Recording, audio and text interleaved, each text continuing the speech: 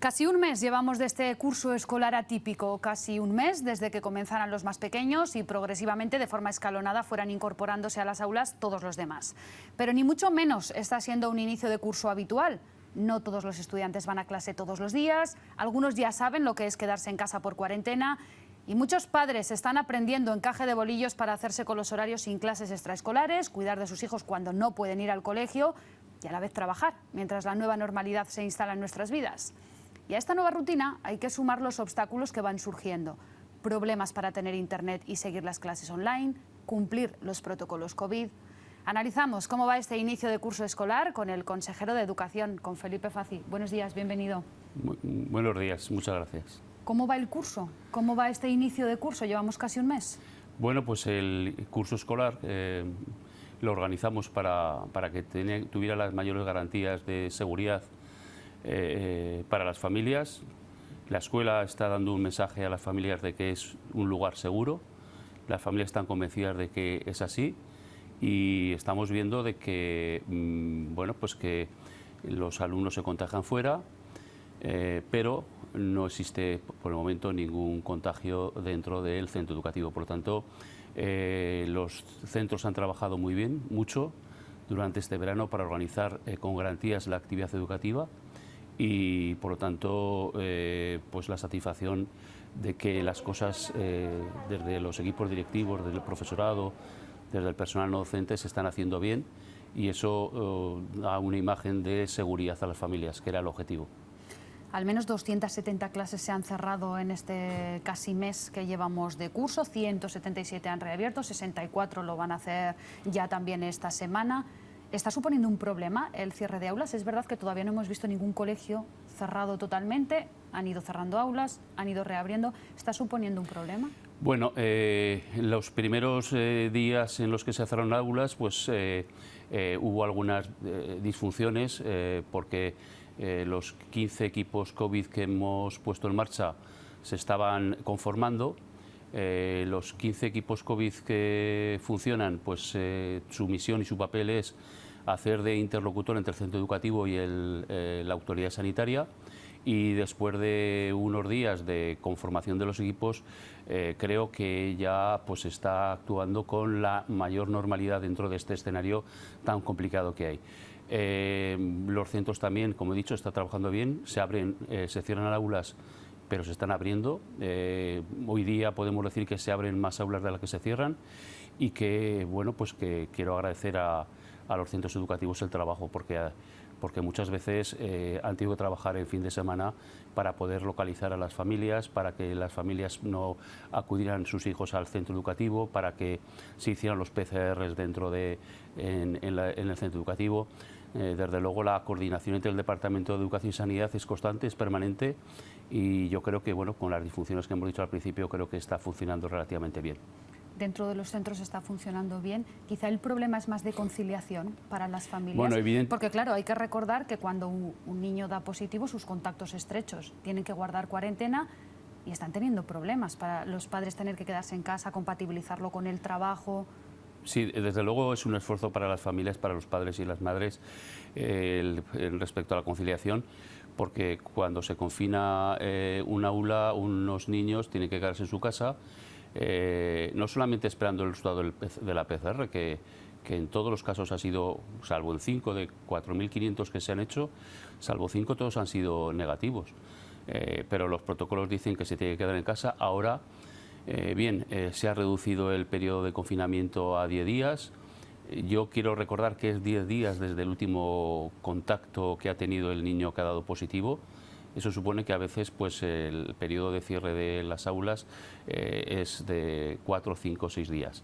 Pero sí, efectivamente, pues es un esfuerzo que deben hacer las familias.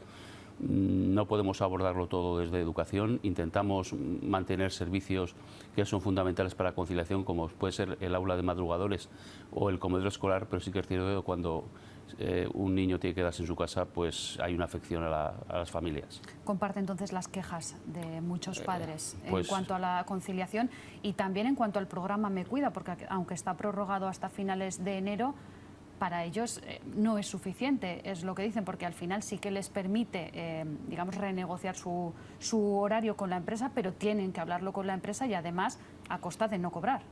Yo creo que aquí tenemos que hacer un esfuerzo toda la sociedad, porque si no hacemos el esfuerzo toda la sociedad, esto no es sostenible. Yo sé que desde el sector productivo, desde el sector empresarial, se están haciendo esfuerzos para que el impacto que tenga sobre las familias sea menor. Yo creo que esto también nos va a llevar a un aprendizaje desde el punto de vista de que tenemos que tener horarios sociales, horarios comerciales más razonables, porque evidentemente hay un impacto en la conciliación pues por cada medida que se adopte. En este caso son medidas de carácter educativo, pero pueden ser otras medidas las que tengan un impacto en la conciliación. Yo creo que esto tenemos que abordarlo desde todos los sectores y yo sé que aunque pues bueno, el sector empresarial es muy consciente de esta situación, pues a veces es insuficiente. Hablamos de esta nueva normalidad. Una parte de los alumnos tienen que seguir las clases desde casa. ¿Tienen material suficiente para hacerlo? ¿Ordenadores, internet? Cuando estamos hablando de la semipresencialidad, nosotros lo planteamos para los cursos más altos, en donde hay una autonomía por parte de los alumnos y que tampoco tiene un impacto en la conciliación. Si bien nosotros hemos apostado por la presencialidad total y absoluta, en este escenario lo más importante es mantener los centros educativos abiertos. Y para eso la masa crítica de alumnos que tiene que haber en un centro educativo, intentar reducirla. La hemos intentado reducir de esta manera. La semipresencialidad lleva consigo una metodología completamente diferente, una forma diferente de impartir las clases, no solamente utilizando las plataformas digitales que tienen los centros educativos, la que ha puesto en marcha el Gobierno de Aragón, sino también una metodología inversa que se dice, la clase inversa, la clase al revés. Eso significa pues que los centros educativos deben planificar con sus alumnos ese nivel de autonomía, que los alumnos sepan planificarse el trabajo en clase, en casa, con un horario en clase y lo tienen ya prescrito. En casa deberán trabajar en esa autonomía y yo creo que es una oportunidad para un cambio metodológico que es importante en el ámbito educativo. Pero sí, es cierto que hay dificultades, pero bueno, yo sé que se está trabajando muy bien y que, bueno, pues que los padres consideran que lo mejor es la presencialidad, pero en estos momentos, por el momento, no puede. Por eso le preguntaba si tienen medios materiales todos para hacer este seguimiento del curso académico desde casa en estos cursos que son semipresenciales. El papel de los tutores y el papel del profesorado es importante. No solamente por tener una herramienta informática, por tener un dispositivo digital, el resultado va a ser mejor. Evidentemente. No es que el resultado sea mejor, pero es verdad que es una barrera. Si ya no tienes internet o no tienes un ordenador o una tablet para poder seguir el curso, lo hace más difícil, sí, aunque el profesor le ponga todo el ímpetu. Sí, por eso vamos a estamos contratando 10.000 dispositivos digitales con un convenio que tenemos con el Ministerio de Educación. El otro día se aprobó en Consejo de Ministros y yo creo que en el plazo de un mes tendremos esos 10.000 dispositivos para dotar a las familias con más desfavorecidas o a los centros educativos que tienen familias con esa brecha digital. Mientras tanto, los centros educativos pueden poner a disposición de los alumnos más desfavorecidos aquellos equipamientos que, lógicamente, en este momento no están utilizando ni pueden utilizar. ¿Qué le parece medidas como la que va a tomar el Ayuntamiento de Sallent de Gállego, que va a pagar con sus propios fondos municipales una cuota mensual de una academia para que los alumnos que tienen problemas con Internet, que no pueden seguir el curso los días que están en casa, pues vayan a esa academia y no pierdan el pulso académico? Pues una disfunción total y absoluta. Sería más eficaz que dedicar esos recursos a dotar de esos elementos digitales, porque ahí lo que se produce es un choque entre la docencia del profesor del aula encargado de la materia con otro profesor de una academia que ni está al corriente del proyecto educativo del centro, ni está al corriente de la metodología que se plantea en el centro educativo, y eso supone un choque, es como una clase particular. Yo creo que no es una medida adecuada, pero el Ayuntamiento de Sallent es quien le compete el asignar los recursos presupuestarios de los que dispone. ¿Cree que estas clases semipresenciales para alumnos de 13, 14 años es una edad un tanto complicada? Convendrá conmigo, ¿les puede pasar factura? porque al final no es lo mismo estar en casa. Muchos están por esa edad que decía que ya han optado por esa semipresencialidad para unos alumnos que son ya de una edad más adulta, digamos, pero al final es la adolescencia, 13, 14 años, están en casa, tienen que seguir el curso. Bueno, nosotros cuando tomamos la decisión vimos que primero y segundo de la ESO tenía que ser presencial porque el nivel de madurez o el tránsito que ha habido de primaria a secundaria es un tránsito complicado. Veíamos que en tercero y cuarto de la ESO, aunque son alumnos de 13, 14 años, tienen un nivel de autonomía que pueden asumir esa responsabilidad. De todas formas, yo le puedo decir que el día que están presentes en el centro educativo, la ratio que tiene el profesor para atender a sus alumnos en muchos casos puede ser de 10 o menos alumnos por aula. Por lo tanto, estamos hablando de una clase presencial con una ratio baja, casi como una clase particular. Por lo tanto, también tiene la ventaja de una ratio reducida el día de la presencia del alumno en el aula. Sí, el problema quizá pueda ser más de pérdida de hábitos, por ejemplo, o de la dificultad al final de que el alumno en casa, y además ahora con los teléfonos móviles, que están en casa y con el teléfono móvil, y además muchos en sus mismas circunstancias, pues que no sea del todo lo deseable para los estudiantes. Bueno, pues es un reto que tenemos todos, el intentar que con esta medida de la semipresencialidad se pueda garantizar ese trabajo autónomo. Como le he dicho anteriormente, es una oportunidad para crear esos hábitos que a lo mejor en clase no se pueden crear, esos hábitos. Entendemos que lo mejor es la presencialidad, pero como le he dicho anteriormente, el objetivo es mantener los centros educativos abiertos y en el momento en que nosotros podamos recuperar la presencialidad, la recuperaremos. Lo que sí ha habido un cambio es para los alumnos de segundo de bachillerato. ¿Han empezado ya todos las clases 100% presenciales? Pues esta semana empezarán todos. La semana pasada empezaban ya a partir del día 1. Y esta semana es cuando todos los centros educativos pues van a organizar la presencialidad de segundo de bachillerato. Es una medida que nos reclamaban las familias, que nos reclamaban los alumnos y los profesores. Es un curso muy crítico, es un curso que, a diferencia de los de tercero y cuarto de ESO, los alumnos son ya más mayores, pero sienten la seguridad de la presencialidad para afrontar una prueba como es la de acceso a la universidad. Entonces, ante la petición que nos hicieron tanto familias como profesores y como equipos directivos, nosotros hemos hecho el esfuerzo de incorporar a estos alumnos de forma presencial sin que eso altere mucho lo que es la vida y lo que son los planes de contingencia de los centros educativos. Además, es verdad que había un agravio comparativo porque los centros privados sí que podían ser 100% presenciales en este curso. Le quería preguntar, ¿hay profesores suficientes para asumir ahora esta presencialidad del 100% para los alumnos de segundo de bachillerato? Se ha hablado con cada uno de los centros educativos para ver cuáles eran las necesidades organizativas, de espacio y de recursos. En algunos casos, en bastantes casos, se les va a dotar de profesorado adicional para poder garantizar la presencialidad. En otros casos, en muchos de ellos no era necesario más profesorado porque bien o las ratios eran más bajas o bien tenían espacios más amplios donde albergar estas aulas de segundo de bachillerato. ¿Podrían estudiar, extender esta medida también, por ejemplo, a los de tercero y cuarto de la ESO o primero de bachillerato? Ya le he dicho que cuando se den las condiciones sanitarias adecuadas, la idea es revertir esa semipresencialidad. Lo importante, como digo, es que no se cierren los centros educativos, que no se vuelva a un confinamiento, que eso sería pues muy grave, que sería volver y dar un paso atrás.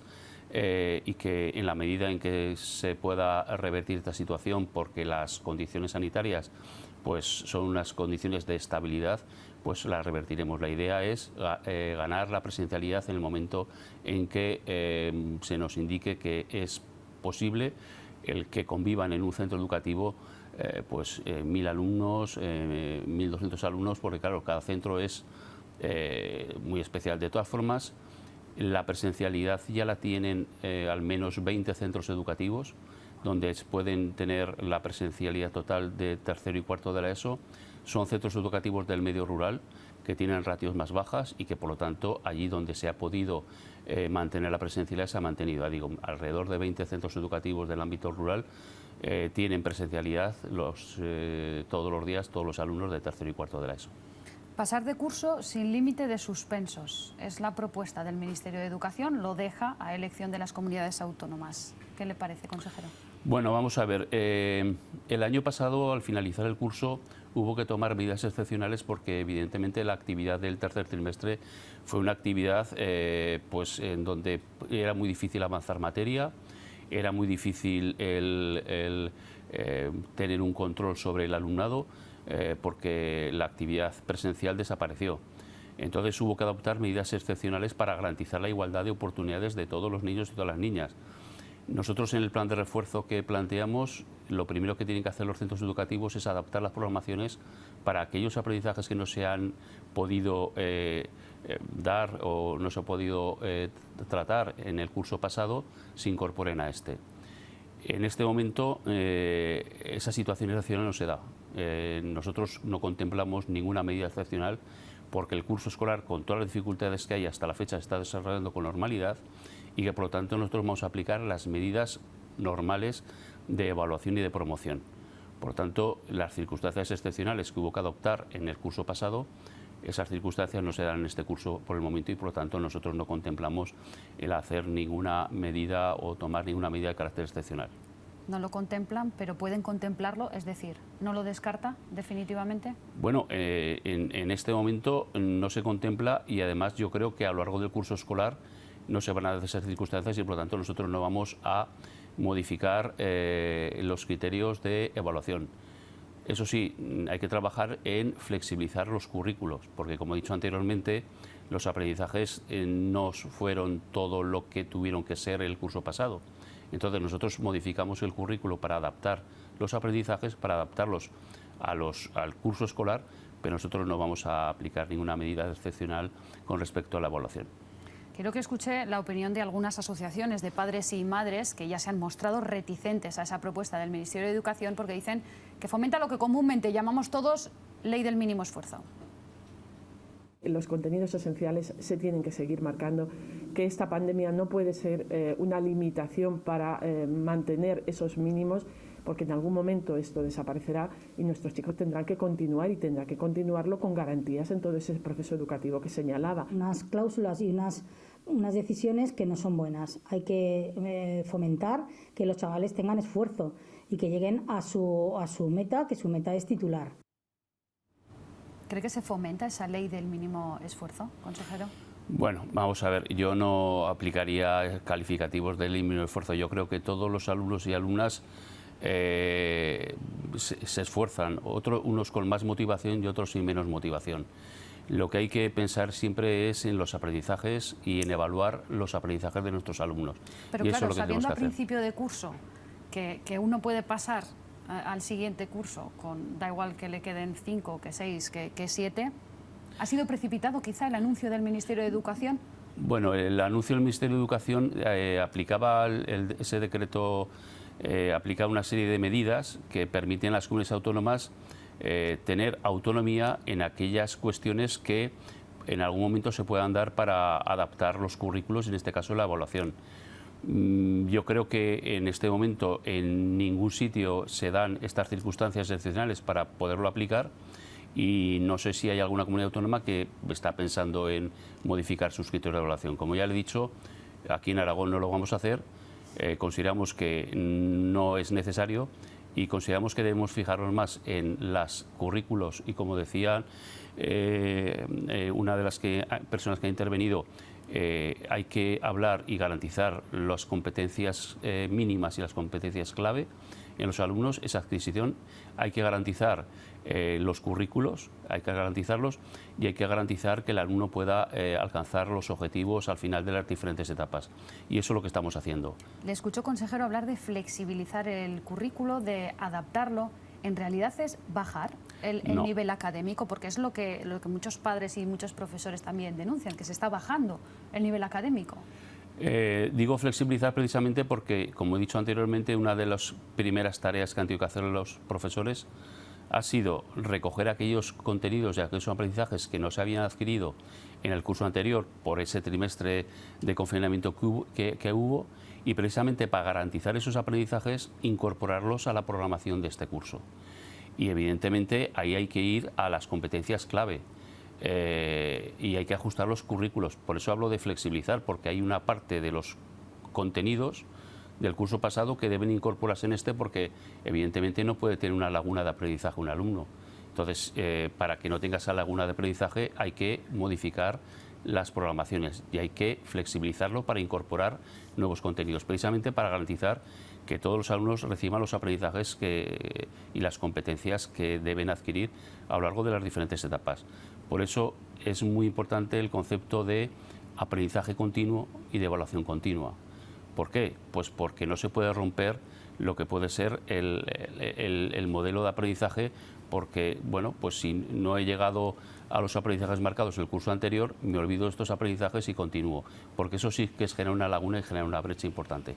Quiero preguntarle por las monitoras de comedor, por personal de limpieza y también por las cocineras. Se manifestaron, se concentraron ante las puertas del Departamento de Educación la semana pasada. Vamos a ver enseguida las imágenes porque esto es lo que se producía. Más de 200 personas aquí en la capital aragonesa. Hablaban de la precariedad en los comedores y hablaban incluso, nos lo comentaban en directo en el programa, de que no pueden cumplir con los grupos burbuja, que es muy difícil, que falta personal. Lo que reivindicamos es que si quieren los grupos de burbuja, lo que hace falta es más personal, porque los colegios no están preparados para guardar las distancias. Con menos personal, menos horas, entonces es imposible. Hemos ido trabajando a matacaballo, que se llama, para que me entiendas. ¿Van a contratar a más personal, consejero? Hemos contratado ya a más de 100 monitoras por encima para rebajar las ratios, es decir, tenemos... Pero por lo que explican ellas no es suficiente. Bueno, tenemos un 40% menos de comensales. Entonces, lo que hemos hecho ha sido, para poder bajar las ratios y poder atender a los alumnos con toda garantía en el comedor escolar, hemos contratado alrededor de 110 monitoras más de las que correspondían, precisamente para garantizar la bajada de ratios y mantenimiento de los grupos burbuja. Lo que sí que es cierto es que en un grupo burbuja, por ejemplo, de infantil, se queda a lo mejor solo un alumno a comer. Entonces, lo que sí que se hace a lo mejor, garantizando las distancias de seguridad, el que la monitora se haga cargo de ese alumno y de algún alumno más de otro grupo. Pero estamos hablando de ratios... Un testimonio de monitor hablaba incluso que tenía 17 niños, que puede parecer una cifra que no es mucho, pero claro, eran de distintos cursos y tenía que romper ese grupo burbuja, porque uno puede ser uno de segundo, pero claro, luego tiene que ir a los de tercero, a los de cuarto. Esas son las dificultades que tienen. Tenemos una ratio media de monitoras por alumno de menos de 12 alumnos o de 10 alumnos incluso en infantil, y de menos de 14 alumnos en primaria. El objetivo es, si no se pueden garantizar los grupos burbuja, porque evidentemente hay pocos alumnos, ya digo que en algún caso hay un alumno de un grupo burbuja que se queda a comer, que por lo menos se puedan garantizar las distancias de seguridad para que no haya mezcla de alumnos en el comedor escolar. Días festivos del Pilar. Consejero, ¿va a mantener los días festivos? ¿Mantiene hasta el miércoles en la provincia de Zaragoza? Claro, Salud Pública está avisando, no hay nada que celebrar, hay cierto temor a lo que pueda pasar en Zaragoza, pero Educación mantiene lunes, martes y miércoles festivo para los niños. Los mantiene, entiendo, porque no teme que vaya a haber ningún riesgo de que los niños o los adolescentes se puedan juntar. Nosotros, cuando se suspendió la celebración de las fiestas del Pilar, y lo anunció el Ayuntamiento de Zaragoza, nos pusimos en contacto con toda la comunidad educativa para plantearles suspender esos días de fiesta e incorporarlos como lectivos. Ninguna de las partes de la comunidad educativa, ni por parte de padres, ni por parte de sindicatos, ni por parte de directores, ni por parte de profesores, veían la posibilidad de eliminar esos días de fiesta. ¿Por qué? Porque nosotros tenemos un procedimiento para la aprobación del calendario escolar que es muy garantista, que es negociación con los sindicatos, con las AMPAs, con el Consejo Escolar, y después de ese proceso queda aprobado un calendario. Nosotros teníamos que modificar el calendario sin seguir ese procedimiento, y si no había un acuerdo unánime por parte de todas las partes de la comunidad educativa, nosotros no podemos hacer una modificación del calendario escolar. Evidentemente hay una de las cuestiones, yo no creo que los alumnos, por no ir al centro educativo, sean menos responsables en el comportamiento cívico. ¿Cuántos padres no están llevando al colegio a sus hijos por miedo al coronavirus? Ya llevamos un mes, seguro que tienen cifras en el departamento. Bueno, pues hay algunos padres en infantil, que no es obligatorio, que no están llevando a sus hijos, es un porcentaje muy bajo, y en primaria hay algunos colectivos que pues están mostrando ciertos miedos a la hora de llevar a sus hijos a clase. Por parte de los directores de los centros se está haciendo un trabajo muy intenso con las familias para convencerles de que el centro educativo es un lugar seguro, y algunos de los padres que no llevan a su hijo al inicio de curso escolar lo están llevando porque ven que es un lugar seguro. ¿Pero están preocupados en el departamento? No sé si tiene una cifra en concreto de cuántos pueden ser.